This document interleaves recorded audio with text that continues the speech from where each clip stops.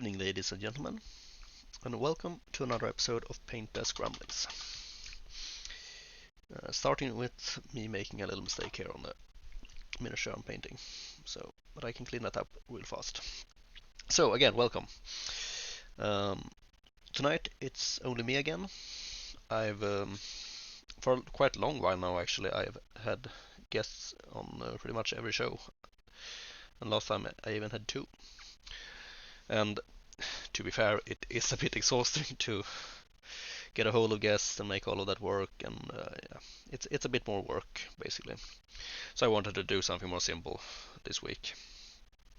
So it's just me this time, chatting for myself to my computer, and you listeners, of course, or viewers. Because there's also something else new this week. I am trying out a new setup. As you can see, I have another camera installed, or just my laptop camera actually, that I decided to turn on so you can see my face now. I've sort of been a bit reluctant to do that. I wasn't really sure what I wanted to do with this channel, and I feel that now I'm a lot more comfortable with recording all of these shows and interacting with the internets. So it felt time to try and up my game, make this a little bit more personal perhaps, and I hope I can do so by showing my face. So hi world. So with that out of the way, the topic for tonight, and that I'll be chatting about, is it's another Fluff focus episode. So I've done one of these before. It's that time it was for the 9 Ages of the World. Quite a well-received episode. It's certainly an interesting topic. And I got some comments and such on it. So, and already at the time it was something that I knew I wanted to do more of. Focus on the wonderful background of the Ninth Age. So this time I picked a much less grand topic. I'll be chatting about the mysterious eastern nation of Tsuandan, or however it is pronounced. My Chinese is not the best, and well, there I spoiled it at the start. This nation is of course heavily inspired by China, from the real world. So they are far to the east, and it's a really quite interesting nation. I like the take on it, and for being such a small part of the Ninth Age, it still has a decent amount of material on it. Not loads, so this probably won't be that long an episode. But I'll go through what the nation is about and all of that. But before we get into that, we have to shine the hobby spotlight. And for once, I think you can see quite well what I'm working on. Because of the model, I had to rearrange my desk a little bit, and I think I'll keep it this way because it's actually quite smooth. So now you can see what I'm working on more clearly. I'm holding it much more over the desk under the camera. But what is it that I'm working on? Well, it's a giant, obviously, and a pretty large one at that. So the model is from Otherworld Miniatures. I think it's just known as their Otherworld Giant, basically. Unfortunately, it seems to be out of production now. At least I can't find it on the website anymore. So I'm really glad that I managed to get this one when I did. I'll link to some other site where I found it, or actually I have prepared. So you can also see my screen. So this is the giant. I found it on some other site here. So that's the Otherworld Giant. I'll be using it in my Empire of Sonstal army. And now you'll say, but that's crazy. The Empire of Sonstal can't have giants. And I'm well aware of that, but the miniatures is just so nice, and it just fits so well to my theme of having a sort of mercenary army with lots of different species and all of that. So I just had to have this in my army. So I'm painting it up. In normal games I won't be able to use this guy because, well, there is no giant entry for the Empire of Sonstal. But I know there are some rules for a giant character in the Battle of Avras, so I might use him for that. But the real thing I'll be using him on as in the short future is actually something completely different. I'm going to a doubles tournament in March. So I'm teaming up with a Vermin Swarm player. So we both get an army of 2,200 points. And we decided that if we want something from the other army, basically, we can steal a place there. So I'll be using this giant as a piece of his army as an abomination. And in return he'll be using one of the Screaming Bell models from Games Workshop as an arcane engine. Basically, so he will see the table in the near future. Really, excuse me, really excited about that. So that's good. The model itself, I'd like to talk a little bit more about it. It's a resin cast, quite nice one at that. I know that they have done this in metal, and I was actually prepared. I didn't notice it was in resin when I ordered it. I just noticed the sculpt that it was beautiful and I wanted it. And I was pleasantly surprised when it was resin, because if this thing had been metal, it would have weighed a freaking ton. So that's a bonus.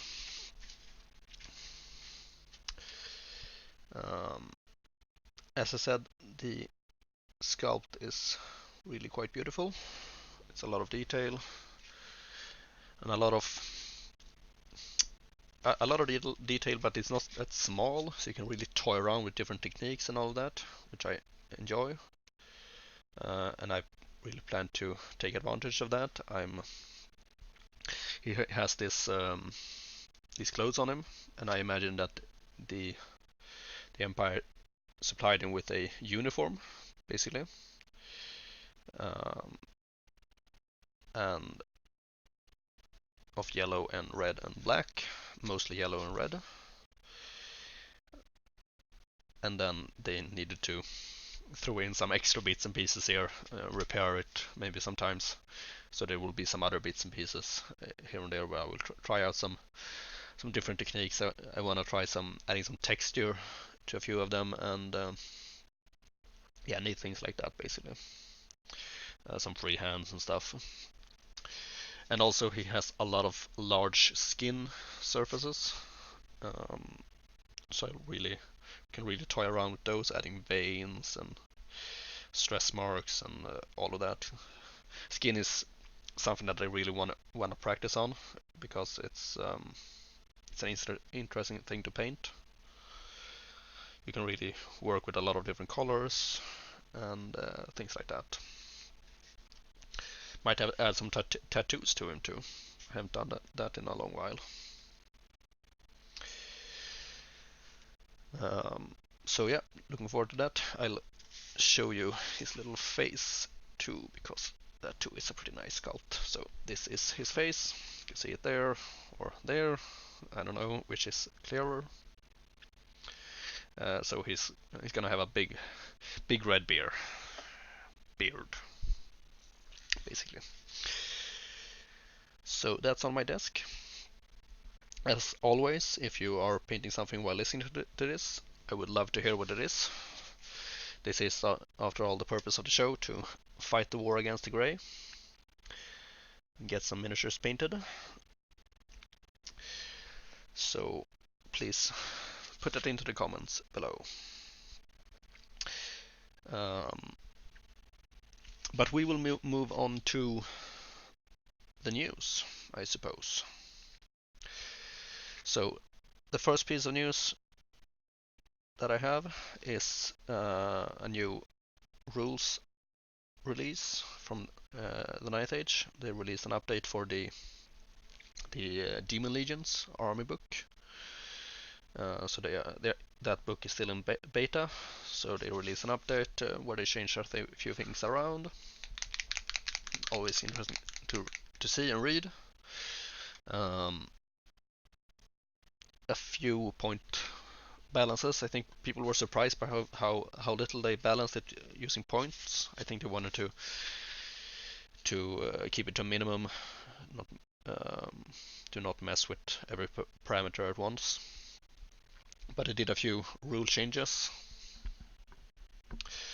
The one that really caught my eye was the change to Dark Fire, which is the missile weapon of the Eidolons, and a few characters, I believe, have access to it.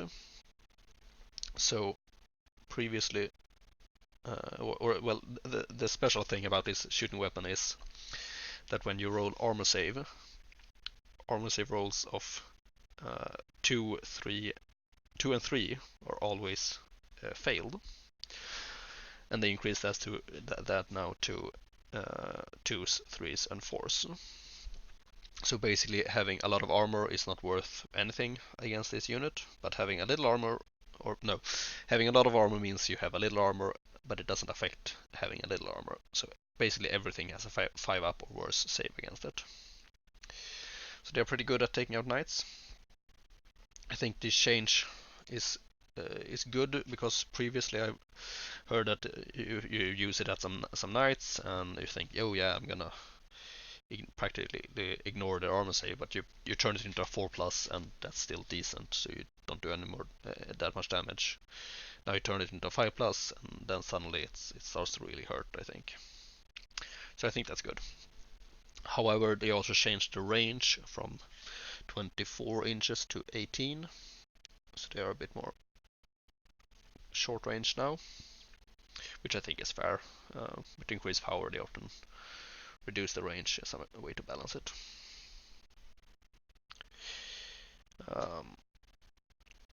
But they also gave the Eidolons +1 aim, so they are at aim 3+ now, I believe. Pretty good at hitting, so that's neat. So I think they can be quite fun to play, and I hope to see them on the battlefield, basically. Another change they made is that imps got an extra resilience, so they are up at resilience 3 now. I say meh. I don't know if that why they weren't played, but I like this design they had, where they were very unique, and being resilience 2 and super magicy and shooty and strange was quite unique, so I like that. But yeah, if they see it didn't work, they never saw play, basically. So if this helps them get on the battlefield, I suppose that's for the better. So that's good. And I'm just about finished with the yellow layering here, the first of a few. So more demon news. Bloatflies were redesigned. They have fewer attacks, but they are more high quality attacks. So they have high strength and higher offensive skill, I think, and higher armor penetration. I don't know. I don't like that change particularly. Or yeah, what I think they should do with Bloatflies is give them back the 2 hits per toxic blood wound they suffer, because that was again really unique and interesting. I can see why they removed it. It was a lot. It did a lot of damage to some units. But now they have introduced the counter attack against it, which is flaming attacks. If you don't roll Fortitude, uh, they don't do the splashback. I think that was a really good change, because then you could actually counter it with lethal strike and flaming attacks and such things as that. So I think with that change, the 2 hits per model or per wound would be okay, basically. I think I'm gonna fill in some. I painted a few too many of his surfaces black, so I'm gonna yellow, so I'm gonna paint a few of them black now instead. Yeah, and the last change to the demons is that some of the greater demons, the large ones basically, they have an increased access to manifestations when they are the general. So basically a little compensation for being so exposed, I guess. Which I think is fair. And hopefully that will mean we see more of the big demons instead of just the omens and the deceiver.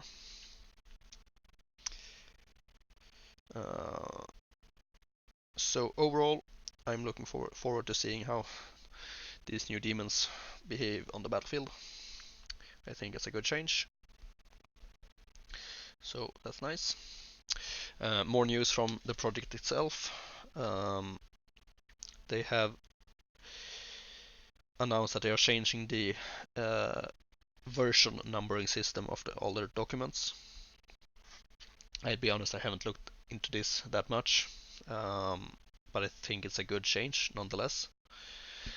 I know that I thought that the numbering system is a bit confusing, and so any change is good, I think. So hopefully it will be a bit more clear in the future. So that's good. So with that out of the way, we'll move on to some miniature news. And we have a few pieces here. We can start with a new Kickstarter, Into the Abyss, by Mattis Miniatures.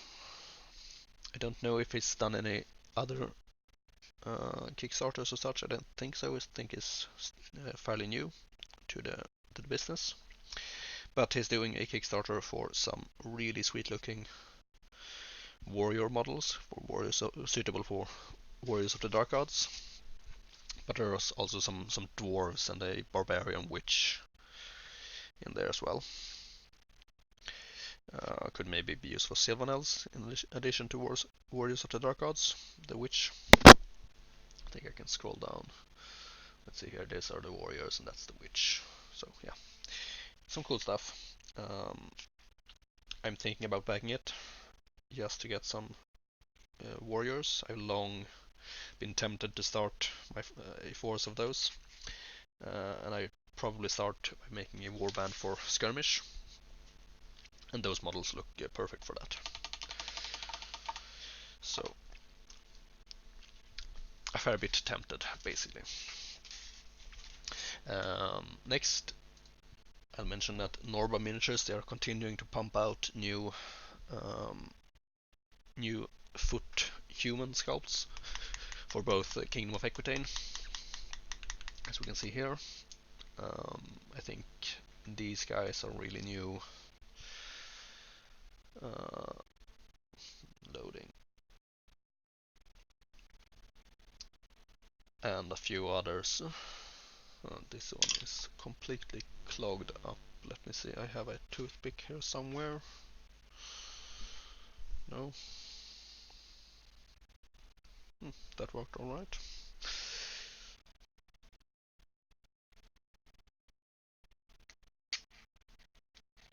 There we are. Some nice yellow paint. So yeah, some new foot knights here, suitable for forlorns, I guess, with some cool halberds. There were some different options of these, and yeah, so that's good to see. They also have some new stuff for Empire of Zornstal. Um, I'm not super keen on these models. I think they look a bit too hulkish. I don't know. They look more like orcs in Landsknecht uniform, which is something that I love. I love orcs in Landsknecht uniform. Mongrel miniatures for the win. But these are not supposed to look like that, and yeah, the proportions are off a bit, I feel. But still, it's good to have options, so I approve. And yeah, that's gonna do it for news, I think. You can go check this out, including links down below. And for Norba, I'm not exactly sure what is brand new and just somewhat new. They are releasing so much these days. So yeah, just go check out their site. They have a lot of miniatures if you like them. So that's good. Okay, so on to the main topic. We'll go back to this little picture of the Tsuandan dude. So, this human nation of Tsuandan, far in the east. We'll start with some history. It was probably founded in the Second Age. We don't have any source that specifically places it there, its founding, but we do have the Second Age tapestry from the World Hymn, and it shows this picture. You can see this guy in the middle here, looking fairly Chinese with a dragon on top of him. I'm guessing that's Tsuandan. And I think it's mentioned somewhere that a few different human nations are founded in this age. You can see beside him is the Egypt-looking dude, so that's the founding of Naptesh. So it's basically a very, very old human civilization. But again, we don't know exactly when it was founded. The other big piece of history that they have is that they constructed a large wall at some point. You can see that in the 6th age in the World Hymn. You have this Chinese looking dude up here behind some walls. So probably it was built during this age, or this came into heavy use. Excuse me. But again, we don't know for sure. But the wall we do know exists. I think it's mentioned in some source, and it's also visible on the world map. You can see it here. This is Tsuandan, and that's the wall. So we will move on to government. So the nation was originally founded by humans, and there's been a Xun dynasty, I think it was called, at some point in the history. Let's see here. Yeah, Xun. It's mentioned in a source about the about Naptesh. So that's probably one of the really old dynasties of the nation in the Third Age, something like that. And then there was an emperor in 405 AS, so some 500 years ago,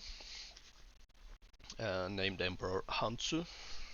We have a neat source from him in the Warriors of the Dark Gods book, where he's basically told by one of his attendants that going through the wasteland is suicide. It's a really dangerous place, but he just ignores that and says they'll go through anyway.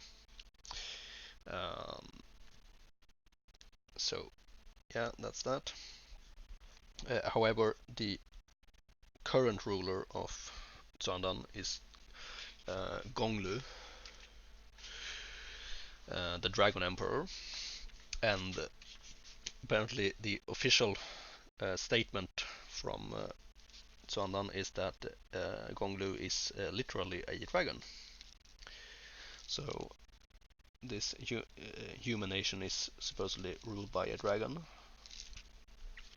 Um, but not everyone is convinced that that's actually true. Um, it might just be something that they say to sound cool, basically. And there's one source that sort of contests this. It mentions that the one of the people in Tsuandan, the Tsong, they claim to be descendants of a people who lived side by side with Saurians a long time ago. So it could be that this Dragon Emperor is actually a Saurian, so more of a reptilian overlord than a dragon, or I guess dragons are reptilians or whatever, but not a dragon, basically. Uh, I quite like when the Night Age does this, throwing conflicting theories into the works. It leaves space for imagination and such. Um, the seat of power for Gonglu is in the capital Longjing, um, where he resides in a place known as the Forbidden Lair, which again hints that he is a dragon. But of course, if the government wanted people to believe that the country was ruled by a dragon, they would naturally uh, fabricate a lair for him as well, and make it forbidden so no one could go in there and check if it's actually is a dragon. So no definite confirmation there either. Uh, the city of Longjing is actually a twin city. It was two cities that grew into one. It's located on a uh, let's see here the strange word bifurcation, something like that at least. Bifurcation. Um, so it's the river of um, Daiyang, something like that. I have a script over here that I'm reading from. Um,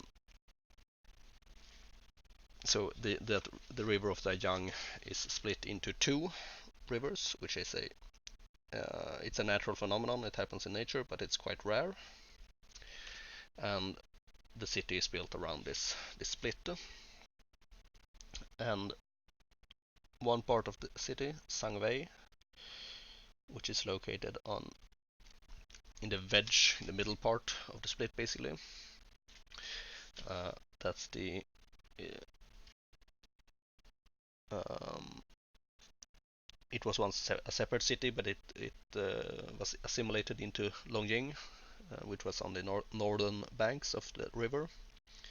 And today it's the people where the majority of its population lives, and the merchant districts and such are in that part of the city, while the Forbidden Lair and the administration buildings and temples and religious places are in Longjing, on the other side of the river.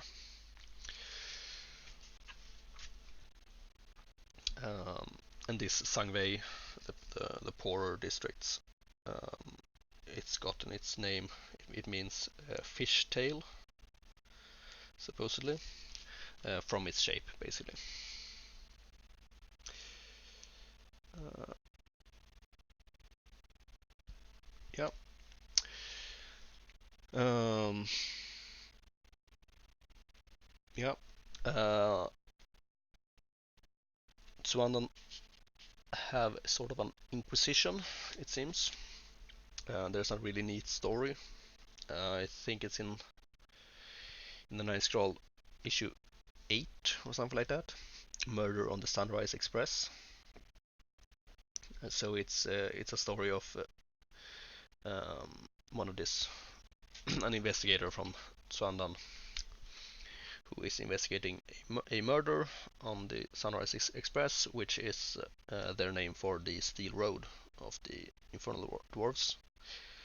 Um, and he encounters some followers of the Dark Gods uh, and also some members of the Zornstahl Inquisition, and has to work with them basically. It's a good story. I recommend you go check it out. I'll include a link down below. Um, and as I said, he called the steel road the Sunrise Express, and it's quite well used for trade with the Tsuandanese. Um, so yeah, I guess that's about it. Oh no, I should mention also the Terracotta Army of the Undying Dynasties is based in Tsuandan. So when Naptesh fell uh, in the Third Age, there were a lot of migrants who fled, refugees basically, and some of them made it to Tsuandan. One of them was Haskunet, something like that. Um, a tomb architect basically, and he was enlisted by the current emperor and built the Terracotta army for him basically. So it's an army of undead statues basically, which hopefully I will make myself an army based upon, not that far in the future. Um, but yeah, that's gonna do it for the background of Tsuandan. So yeah, a quick little look at what I've been doing, and I've just been highlighting yellow throughout this, but it's getting there. Um, Almost done with the second layer, second layering, uh, and then I'm gonna do some edge highlighting of the yellow, and then move on to the black, and then all the other cloth pieces on him, and do some freehand on some of them. So that's what he looks like now. Um, and yeah, I guess that's it. Um, Thank you very much for listening. Hope it was enjoyable. Please leave a comment below, and I'll see you on the next one. Cheers.